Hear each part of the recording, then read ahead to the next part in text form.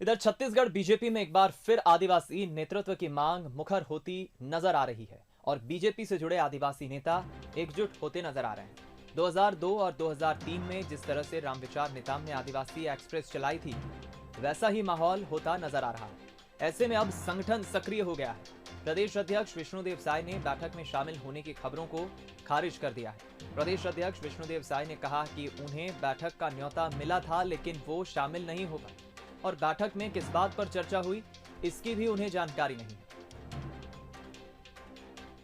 हमको बुलाया गया था जो श्री नंद कुमार साय जी के यहाँ कल बैठक था उसमें, लेकिन हम उसमें नहीं गए और उसमें क्या चर्चाएं हुई, क्या बातें हुई, हमको नहीं मालूम।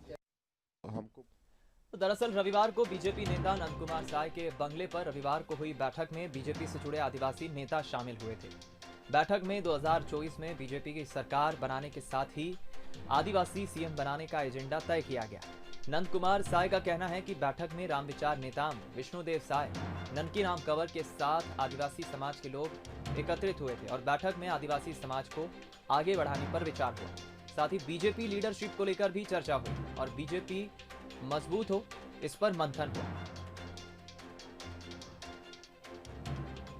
हमारे रामविचार नेताम जी थे, विष्णुदेव साय जी, और थोड़े देर के लिए आए, थोड़ा फिर चले गए थे वो, लेकिन वो भी थे। और भी सामाजिक लीडर जो सर्व आदिवासी समाज के अलग अलग ग्रुप है, सांवरा समाज है, भूमिया समाज है और पाव समाज है, इस तरह के बहुत अलग अलग जो समाज हैं वो भी शामिल हुए। इस बैठक में चर्चा थी कि एक आदिवासी नेतृत्व को लेकर उनको आगे बढ़ाने के लिए छत्तीसगढ़ में चर्चा हुई। देखिए, मुख्य रूप से तो ये था कि हमारा जो बहुत गरीब समाज है, जिसमें अपना कमार है, पंडो है, बैगा है, पाव भी है, बहुत सारे लोगों को अभी तक मिलता नहीं है सुविधा।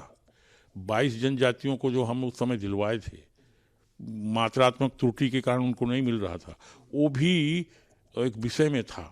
और अभी कैसे उनको फिर से मिले, इस पर भी चर्चा हुई थी। तो आदिवासी नेतृत्व को बढ़ावा दिया जाए, खासकर भाजपा के भी कई लीडर थे, तो इस पर भी चर्चा हुई। हाँ, ये बात आया है कि भाई भारतीय जनता पार्टी की पिछले चुनाव में जो स्थिति बनी है उस पर चिंतित होना स्वाभाविक है। ये जनजाति आदिवासी बहुल राज्य है, इसलिए कौन कौन से विषय थे जिसके कारण हम इतने पीछे हुए हैं। क्या इसमें लीडरशिप का भी एक विषय हो सकता है? समाज नीचे क्या स्थिति में है, उसका चिंतन क्या है, और आने वाले चुनाव में बीजेपी मजबूत हो, उसकी ताकत फिर बढ़े और अगला जो चुनाव है उसमें बीजेपी सत्तारूढ़ हो, ये सोच स्वाभाविक था जो हमारे नेता लोग आए थे। तो जिस तरीके से आदिवासी नेतृत्व को लेकर चर्चा हुई और नंद कुमार साय का कहना है कि आदिवासियों को वैसा प्रतिनिधित्व नहीं मिला जैसा मिलना चाहिए था, उस पर भी विष्णुदेव साय ने प्रतिक्रिया दी है। साथ ही संगठन की सक्रियता को लेकर भी कहा है कि विपक्ष की भूमिका में बीजेपी अच्छा काम कर रही है। जहाँ तक मैं समझता हूँ कि जितना अनुसूचित जनजाति वर्ग का मान और सम्मान भारतीय जनता पार्टी में हुआ है और हो रहा है, उतना किसी दूसरी पार्टी में मान सम्मान नहीं मिला है। वो तो करेंगे ही और कर भी रहे हैं, लेकिन कोरोना महामारी के कारण एक व्यवस्था भी थी, जिसके कारण कोरोना महामारी के जो नियम थे उसको पालन करना भी जरूरी था।